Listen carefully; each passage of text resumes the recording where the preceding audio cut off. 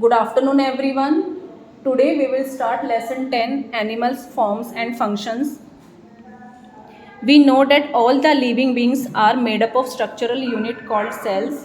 The cells is considered as the basic unit of all organism. Depending on the number of cells they contain, organisms can be unicellular or multicellular.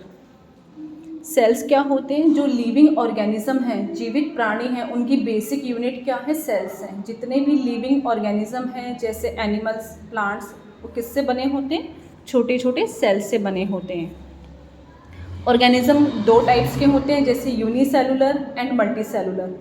Unicellular वो organism है जिनमें single cell present हो, and multicellular वो organism होते हैं, वो जीव होते हैं जिनमें बहुत सारे सेल्स प्रेजेंट होते हैं. अब डिफरेंट सेल्स के डिफरेंट फंक्शंस होते हैं. हमारी बॉडी में डिफरेंट टाइप्स के सेल्स होते हैं जैसे nerve cell, muscle cell, blood sales.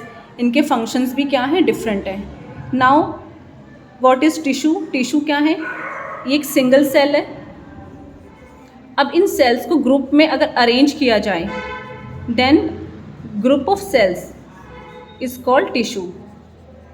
बहुत सारे सेल्स को अगर आप कंबाइन करेंगे उसको हम क्या कहते हैं? टिश्यू. और बहुत सारे टिश्यूज़ कंबाइन होकर क्या बनाते हैं? ऑर्गन बनाते हैं.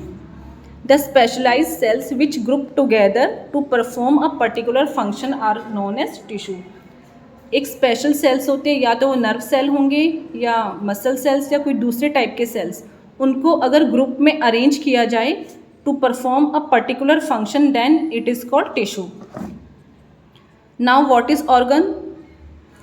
The tissue represent a group of cells similar in structure and function.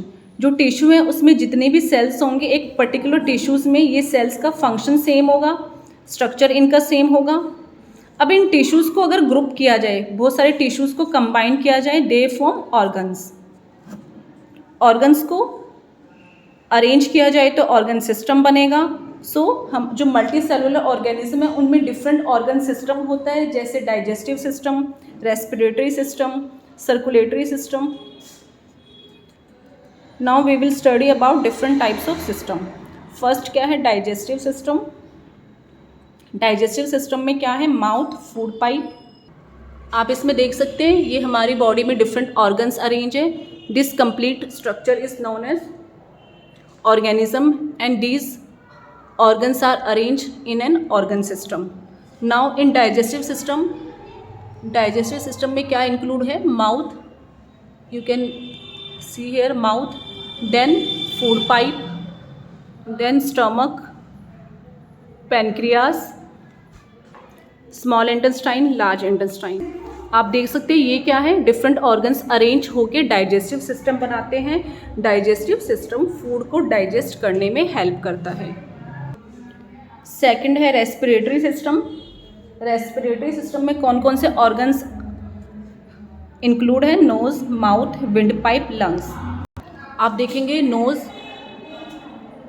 Then ये विंड पाइप और ये लंग्स, ये ऑर्गन्स कंबाइन होके रेस्पिरेटरी सिस्टम बनाएंगे. रेस्पिरेटरी सिस्टम ब्रीदिंग में हेल्प करता है. These are different organs and they form respiratory system.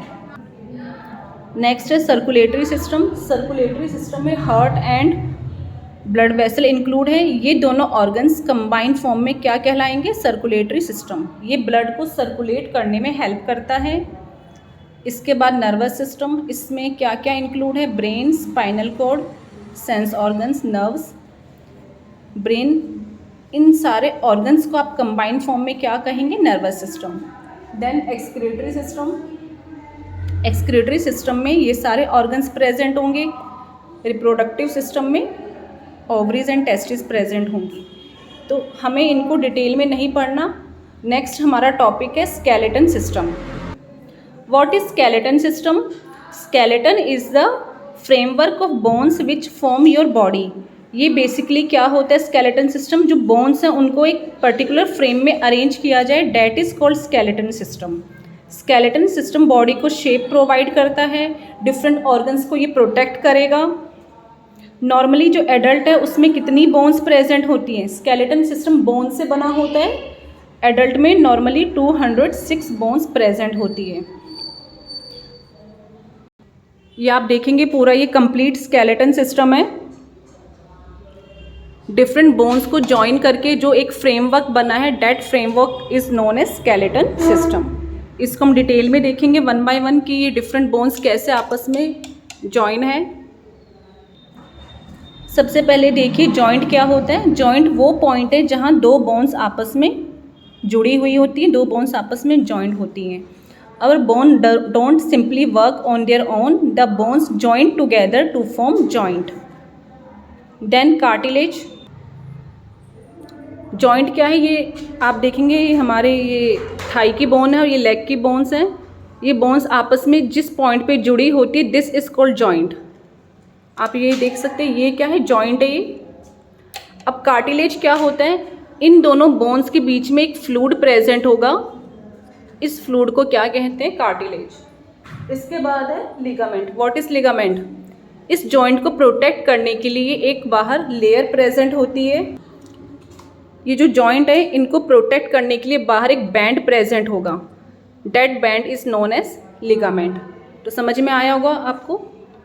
This is जहाँ दो बोन्स आपस में जॉइन हो, दैट इज कॉल्ड जॉइंट। इन जॉइंट्स के बीच में एक फ्लूइड प्रेजेंट होगा, that fluid is called cartilage. Then what is ligament, इस जॉइंट को प्रोटेक्ट करने के लिए इसके आसपास एक बैंड बना होता है, soft band, that is called ligament.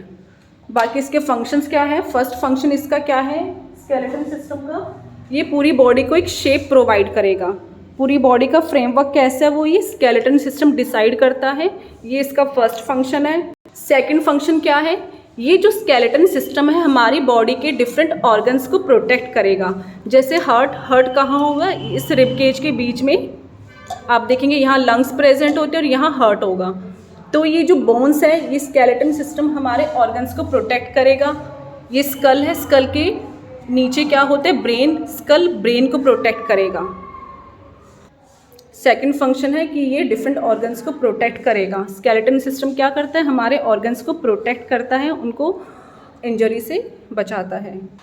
The last function of this skeleton system, third function, ये हमारी बॉडी को मूवमेंट में हेल्प करता है। जैसे यहाँ पे बोन्स है, इस बोन्स के बाहर मसल्स होंगे, तो मसल्स को अगर आप मूव करेंगे तो बोन्स भी साथ में मूव होंगी, ठीक है। So this skeleton system helps in the movement of muscles. बाकी हम नेक्स्ट क्लास में कंटिन्यू करेंगे।